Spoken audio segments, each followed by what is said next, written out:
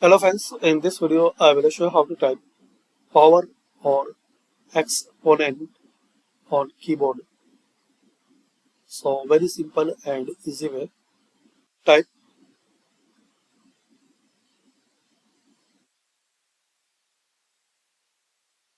X10.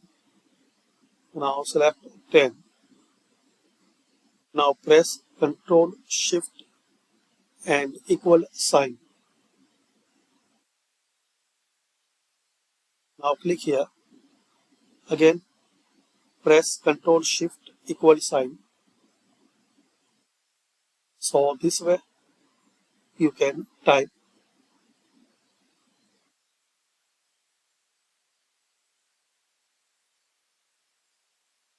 X10. Select 10. Press Ctrl Shift and equal on your keyboard. Again,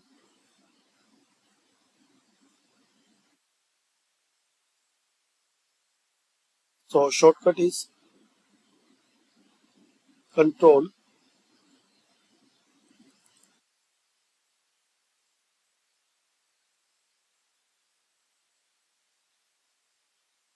Control